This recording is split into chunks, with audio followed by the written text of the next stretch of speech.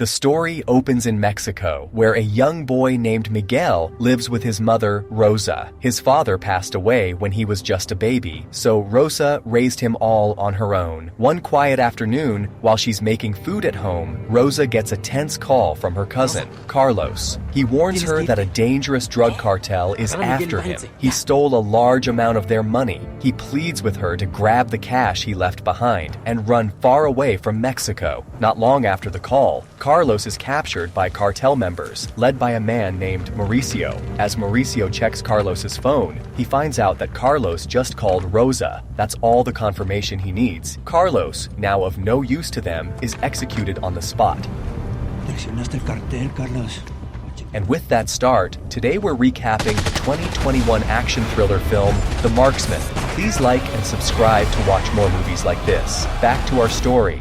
Just across the border in Arizona, a retired Marine named Jim is working his land along the US-Mexico border. He's also keeping an eye out for illegal crossings and reports them to Border Patrol when he spots any activity. While tending to his cattle, he sees a group of migrants sneaking across and quickly alerts the authorities. Curious, Jim follows the group quietly and soon stumbles upon a man injured with a bloody leg. The others have left him behind, unable to carry someone who can't walk. Jim radios the location to another officer, then heads back home. But home isn't any less stressful. A man from the bank is already waiting for him. He's there to collect the money Jim owes. Jim's been drowning in debt ever since his wife's long battle with cancer. Now the bank is threatening to take his house unless he pays soon. With no other choice, Jim begs for a little more time. I'm no deadbeat. I just need a little time to sort things out, get back on track. Later that afternoon, he visits a local cattle buyer, hoping to sell off what livestock he has left. But the offer is so low, it barely makes a dent in what he owes. Even if he sells everything, it won't be enough. Frustrated and tired, Jim ends the day at a small bar, hoping a drink will ease the weight pressing down on him. At the bar, Jim runs into Sarah, his stepdaughter, who also works as a Border Patrol officer. He opens up to her about his money problems and how close he is to losing his home. He drinks a bit too much, and Sarah ends up having to drive him back. Meanwhile, Rosa and Miguel are on the run. The cartel is closing in fast. The next day, near the US-Mexico border, Rosa and Miguel try to cross through a gap in the tall metal fence. As fate would have it, Jim is nearby and sees them. Rosa, now clearly an illegal immigrant, pleads with him not to report her and her son.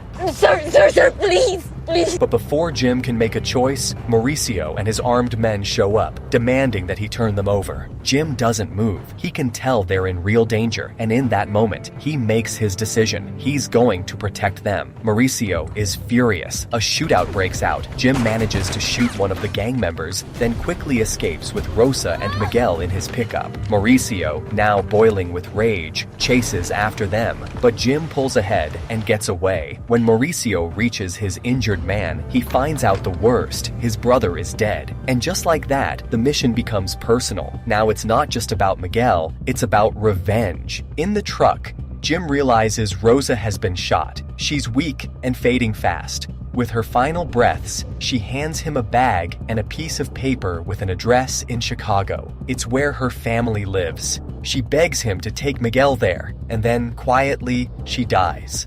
Later that evening, police and medical crews arrive at the scene. Sarah tells Jim that Miguel will be kept at the station overnight, then handed over to his family in the morning. The next day, Jim is back near the border checkpoint with his dog, Jackson, when he spots a car parked nearby. It's one of the cartel's vehicles. At first, he tries to brush it off. Back in his truck, he unzips the bag Rosa gave him and is shocked to find it stuffed with cash. His first instinct kicks in. He rushes to the bank and pays off all his overdue bills. But then he looks again. The blood on the bag, the memory of Rosa dying in his truck, hits him hard. This wasn't just money. This was a promise, a responsibility. Jim can't ignore that now. He hurries back to the border station and asks about Miguel. He's told the boy is being handed over to his family waiting outside, but something feels off. Jim takes a closer look, and it hits him. That's Mauricio's crew. As the secretary gets distracted by a phone call, Jim moves fast. He finds Miguel and quietly sneaks him out of the station without anyone noticing. Outside the border station, Mauricio stands silently in the parking lot, watching as Jim drives away with Miguel. His jaw tightens. Right then and there, Mauricio makes up his mind. He's going to cross into the US illegally, track them down, and kill them both. Back in Arizona, Jim returns home briefly. He packs a few clothes, grabs his weapons, and doesn't waste another second. He hits the road, heading straight for Chicago with Miguel beside him.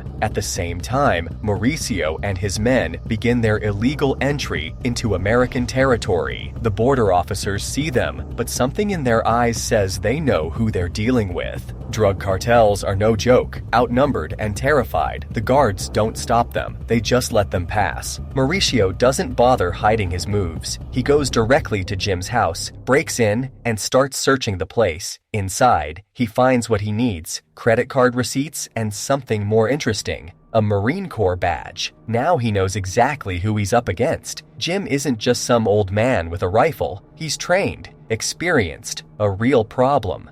Mauricio takes the badge and then lights the house on fire, destroying everything in his path. With Jim's credit card details in hand, he plans his next move: link up with a cartel contact already operating inside the US. Meanwhile, Jim pulls into a gas station. He needs to fill up and buys a paper map to help guide him the rest of the way to Chicago. What he doesn't know is that the card he just swiped has given away his location. Mauricio gets the notification. He wastes no time. He and his crew barrel down the highway straight to the gas station. When they arrive, Mauricio walks in calmly and asks the store clerk where Jim was headed. But the woman behind the counter doesn't have a clue, and she doesn't like his tone. She refuses to help. That's all it takes. Without a word, Mauricio pulls the trigger and kills her. After checking the store's surveillance footage, Mauricio learns that Jim is heading east. Meanwhile, on a quiet stretch of road, Jim is suddenly pulled over by the police. The officer demands to see his license and ID. Jim stays calm and tells the truth. He's carrying a pistol and has legal ownership papers. But the officer doesn't seem satisfied. He insists on taking the gun and wants to speak with Miguel too. Jim, growing uneasy, agrees and gets into the squad car. Inside, it doesn't take long for Jim to realize something's off. The cop is quietly talking on the phone. Too quietly. Jim doesn't say a word to Miguel, but his gut tells him exactly what's happening. These officers aren't just doing their job, they're working with the cartel. With no time to waste, Jim grabs the officer and knocks him out cold. He quickly tells Miguel to run for it, now, before the cartel arrives. Moments later, Mauricio and his men pull up to the scene. They find the officer just waking up and press him for answers. But the cop knows nothing. Jim and Miguel slipped away while he was unconscious. Furious, Mauricio shoots the officer on the spot. While searching the scene, he stumbles upon Jim's map. It's a breakthrough.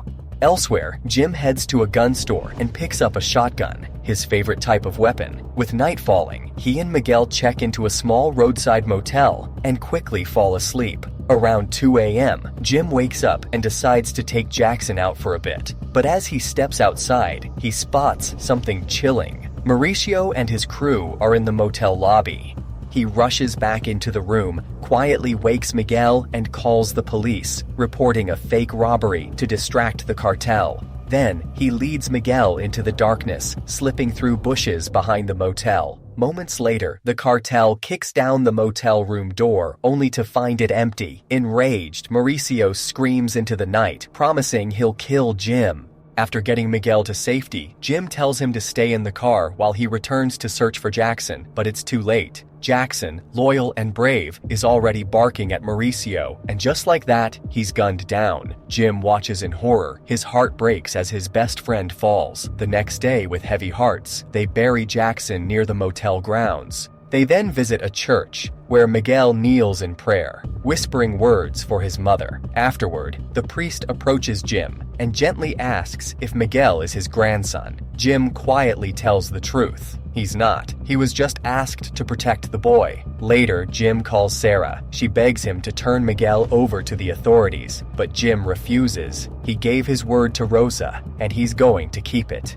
As they continue their journey toward Chicago, the cartel scrambles for leads. Then, at last, they find something on Jim's map. Miguel had circled Chicago in red. That's their destination. When Mauricio sees the mark, he instantly knows where they're headed. He wastes no time and sends word to the cartel's crew in Chicago to intercept them. Meanwhile, Jim and Miguel, exhausted from days on the road, find shelter under a bridge. They build a small fire to stay warm. With no wood left, they do something unexpected. They feed the flames with stacks of cartel money. Warmth matters more than wealth now. The next day, they finally reach the outskirts of Chicago. But as they're crossing a highway, Jim spots trouble. Cartel vehicles lurking on the flyover above. He feels the danger closing in.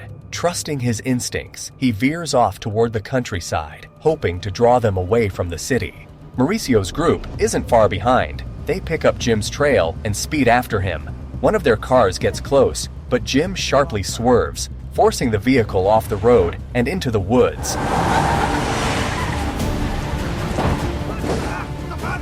Then, he races ahead, drawing them deeper into unfamiliar ground. As the cartel closes in, Jim pulls over near a slope. He knows this terrain can give him the edge. Using his sniper skills, he lines up a shot and fires, hitting the driver of Mauricio's car. The vehicle flips and crashes violently on the side of the road. Mauricio and his two remaining men crawl out. Jim grabs Miguel, and they run to a nearby farmhouse shed. Inside, Jim hides near a window, taking aim. One clean shot, and another cartel member drops. Only two left now. Thinking fast, Jim tells Miguel to fire a gun from inside to create a distraction. While the sound echoes, Jim circles to the side and takes aim. The plan works. He takes down the second man. Now, only Mauricio remains. Mauricio manages to sneak inside the shed and grabs Miguel, holding a gun to his head. He demands that Jim drop his weapon. Jim lowers it, watching helplessly as Mauricio forces the gun into Miguel's hands and orders him to shoot. But Miguel is one step ahead. He had secretly emptied the bullets. He pulls the trigger. Click. Nothing. That gives Jim the opening he needs. He lunges at Mauricio, and the two fight hand to hand, brutal and desperate. Miguel, watching it unfold, finally picks up a loaded gun and aims it at Mauricio. But Mauricio doesn't beg. He dares Miguel to shoot him. Jim sees the look in Miguel's eyes and stops him. He doesn't want the boy to carry that weight, so Jim takes the gun and points it at Mauricio. He offers him two choices: die by Jim's hand or end it himself. Mauricio makes his decision. A final shot echoes through the trees.